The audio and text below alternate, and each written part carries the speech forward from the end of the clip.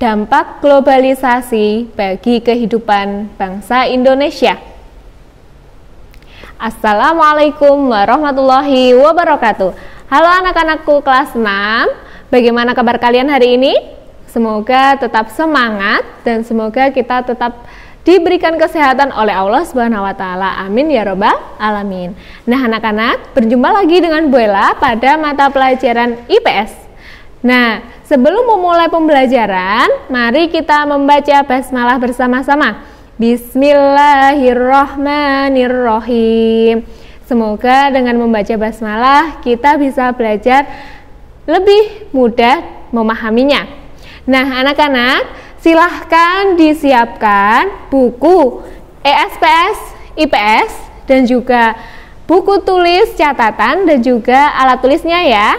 Nah, hari ini kita akan mempelajari atau melanjutkan materi minggu lalu tentang globalisasi. Hari ini kita akan mempelajari dampak globalisasi bagi kehidupan bangsa Indonesia. Nah, anak-anak, Bu Ella sudah menuliskan poin-poin yang akan kita pelajari pagi hari ini. Yang punya buku SPS IPS, silahkan dibuka bukunya halaman 38 sampai 41. Nah, kita minggu lalu sudah mempelajari tentang globalisasi. Apa itu globalisasi? Globalisasi artinya salah satunya adalah menyatukan seluruh dunia, yaitu baik kehidupan sosial, ekonomi maupun budayanya. Nah, anak-anak, dampaknya apa sih bagi kehidupan bangsa Indonesia? Nah, salah satunya yang pertama adalah gaya hidup. Silahkan dibuka buku kalian halaman 38, gaya hidup. Nah, anak-anak, gaya hidup itu juga dipengaruhi oleh globalisasi. Seperti yang dicontohkan di bukumu, globalisasi membuat masyarakat kita meniru budaya dari negara lain. Nah, itu baik positif maupun negatifnya. Yang harus kita contohnya tentunya yang positifnya. Contohnya apa, Bu? Contohnya gaya hidupnya orang Jepang. Orang Jepang itu sangat disiplin waktu, ya. Jadi kita harus mencontohnya. Bagaimana caranya? Contohnya, kalau misalkan kita setiap hari ada pemberitahuan di grup WA, pastinya jam 7 kita sudah melakukan pembiasaan. Berarti jam 7 tepat kalian juga sudah harus siap memakai seragam, bersiap untuk bersekolah di rumah ya. Walaupun di rumah tapi kalian tetap sekolah ya, Nak. Nah, kemudian apalagi contohnya, misalkan ada tugas dari Bapak Ibu guru, terus kemudian harus dikerjakan tepat waktu. Takutnya apa? Takutnya nanti kalau misalkan tidak dikerjakan langsung, tidak tepat waktu, nanti diulur-ulur akan menumpuk tugasnya, okay? Nah, dampaknya itu kalau gaya hidup yang positif yang perlu kita contoh. Nah, yang tidak perlu kita contoh adalah gaya hidup konsumtif. Apa itu konsumtif?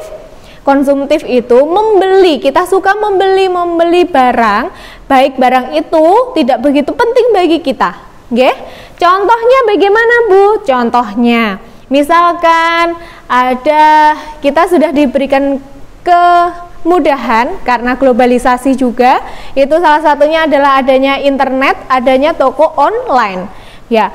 All shop itu kan memberikan kemudahan kita untuk berbelanja. Nah, kadang kita sudah memiliki barangnya, tetapi kita masih ingin belanja lagi. Oh, ini ada barang terbaru. Contohnya apa? Contohnya casing HP atau buku yang ada gambarnya K-pop. Nah, walaupun sudah punya, terus kalian pengen punya yang baru. Itu yang tidak boleh dicontoh, gaya hidup konsumtif. Kemudian yang kedua, selera makan. Nah, anak-anak, coba kalian pikirkan atau kalian bayangkan makanan tradisional yang ingin kalian makan hari ini. Ayo, apa? Tentunya banyak sekali makanan tradisional kita. Tetapi karena adanya globalisasi, kita sudah mulai mengenal hamburger, kemudian ada mengenal pizza, kemudian ada mengenal spaghetti, ya kan? Padahal makanan-makanan itu adalah makanan-makanan dari budaya luar negeri. Nah, adanya globalisasi menyebabkan kita bisa makan makanan seperti itu tadi, yang hamburger, pizza, kemudian spaghetti dengan gampang. Karena banyak sekali outlet-outlet atau restoran yang menyajikan makanan-makanan khas dari bangsa lain. Nah, tentunya hal ini jangan membuat kita terlena. Terlena bagaimana, Bu? Terlena terus kita tidak mau makanan-makanan tradisional. Contohnya apa makanan tradisional? Contohnya klepon, kemudian onde-onde. Padahal itu semua enak dan juga bergizi, ya kan? Nah, terus kemudian yang kedua adalah pakaian. Silahkan dibuka halaman 40. Pakaian. Tentunya siapa yang masih punya nenek yang masih suka menggunakan jarik, kain jarik. Nah, itu adalah pakaian tradisional kita. Karena kita sudah mendapatkan pengaruh dari luar, otomatis kita sudah mengenal pakaian yang seperti sekarang ini, ya. Baju, kadang kita kalau misalkan orang tua kalian kerja di kantor pakai jas, pakai dasi. Kemudian kalau kalian sekolah pun, ya, kalian sekolah kan juga menggunakan dasi. Ingat, kalau kalian pernah melihat film Bumi Manusia, itu kan kalian tahu sendiri bagaimana siswanya menggunakan blangkon, kemudian menggunakan beskap, kemudian menggunakan jari. Nah, karena pengaruh globalisasi, pakaian-pakaian itu sudah mulai tersingkir atau sudah mulai tidak digunakan dalam kehidupan sehari-hari. Kemudian yang nomor 4 adalah komunikasi. Komunikasi dibuka halaman 40. Nah, kemarin Bella sudah menjelaskan tentang bukti-bukti adanya globalisasi, yaitu salah satunya alat komunikasi seperti yang kita gunakan saat ini.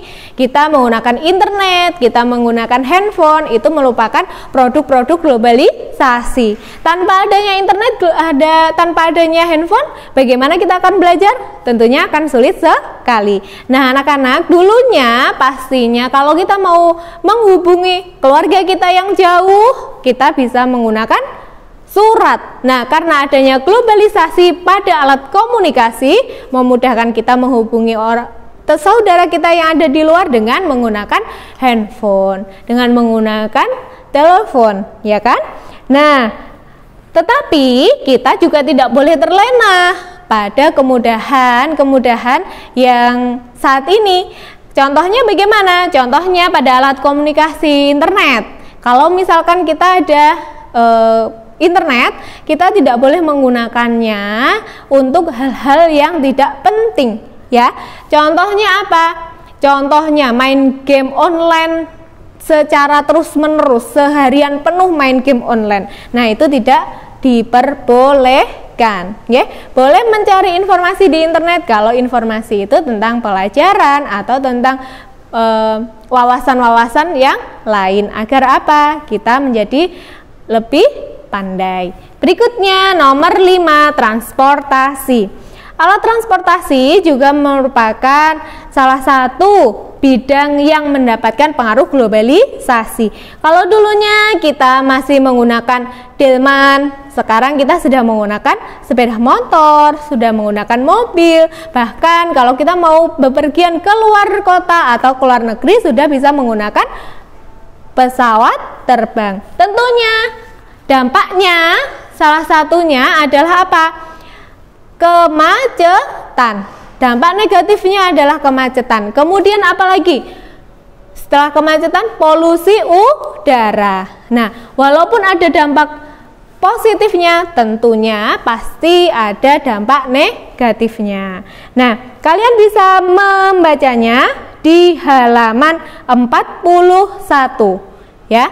Nah, berikutnya kita akan mempelajari halaman 42 tentang perusahaan asing di Indonesia. Nah, sekarang kita akan mempelajari perusahaan asing yang bermunculan di Indonesia. Tentunya banyak sekali perusahaan asing yang mendirikan perusahaannya atau pabriknya di wilayah Indonesia. Nah, alasannya apa sih? Salah satunya adalah ketersediaan bahan baku. Kalian tentunya ingat, Indonesia itu kaya sekali akan sumber daya alam. Baik sumber daya alam yang berasal dari hutan maupun dari tambang, ya.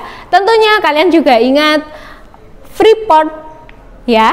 Kalau kalian pernah membaca Freeport atau PT Freeport yang ada di Papua, nah itu merupakan sudah kepemilikannya negara Amerika, tetapi perusahaannya di Indonesia.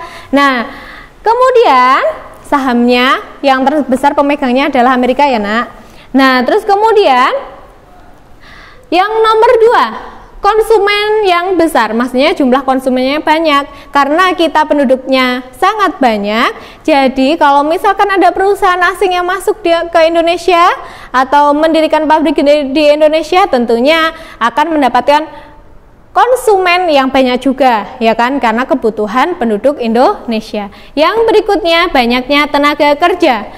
Ini masih berkaitan dengan konsumen karena jumlah penduduk kita sangat banyak dan otomatis perusahaan juga membutuhkan tenaga kerja yang banyak. Jadi penduduk Indonesia akan diserap atau mendapatkan pekerjaan. Kemudian yang kedua, stabilitas keamanan. Nah, di Indonesia alhamdulillah di negara kita tidak ada konflik-konflik yang sangat banyak, ya kan? Nah, hanya saja mungkin di daerah-daerah tertentu seperti di Papua itu masih ada. Nah, tetapi kalau di wilayah ibu kota, nah itu sudah insya Allah sudah aman.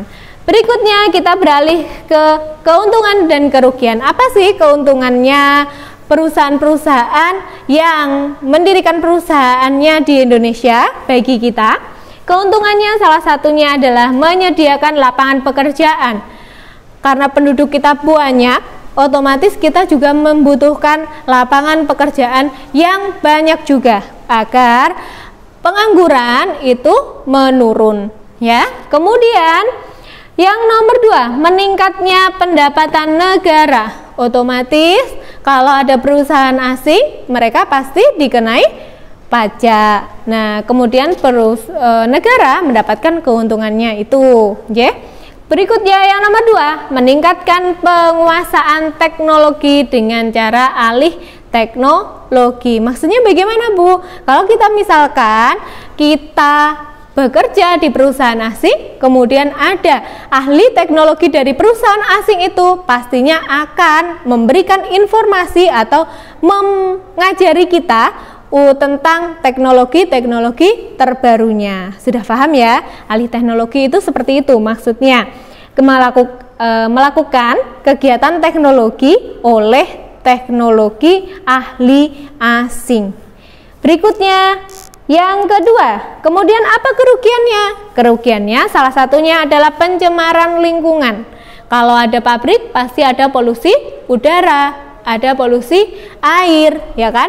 Tentunya pencemaran lingkungan yang dapat mengganggu penduduk di sekitar pabrik tersebut.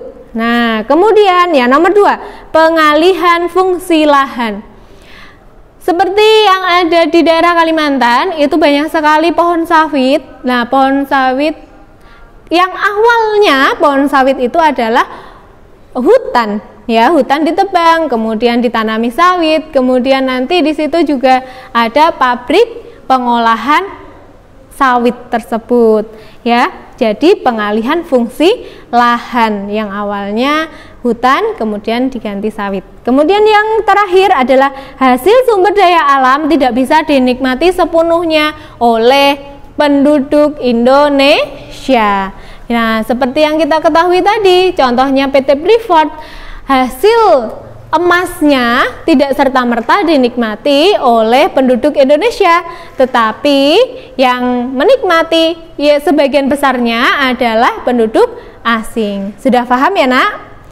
Kalau misalkan penjelasan Bu Ella terlalu cepat, kalian bisa membaca di halaman 38 sampai 43. Ya, untuk tugasnya kalian catat penjelasan Bu Ella tadi di buku catatan, kemudian di bawahnya silahkan ditulis atau dikerjakan kuis halaman 39. Bu Ella bacakan ya, yang belum punya. Nomor 1, sebutkan contoh makanan tradisional Indonesia. Sebutkan 10 contoh dari Bu Ella ya. Sebutkan 10 contoh makanan tradisional Indonesia. Nomor 2, manakah makanan yang lebih kamu sukai? Makanan tradisional atau makanan dari luar negeri? Manakah makanan yang lebih kamu sukai? Makanan tradisional atau makanan dari luar negeri? Jelaskan alasanmu. Ya. Yang nomor 3, sebutkan nama-nama perusahaan asing yang terkenal di Indonesia. Nah, silahkan nanti diulangi materi Bu Ella, bisa ya. Bu Ella rasa pembelajaran kita sudah cukup hari ini. Semoga kalian paham dan semoga bermanfaat. Bu Ella minta maaf apabila ada kata-kata yang kurang jelas atau yang kurang berkenan di telinga kalian. Akhirul kalam, wassalamualaikum warahmatullahi wabarakatuh.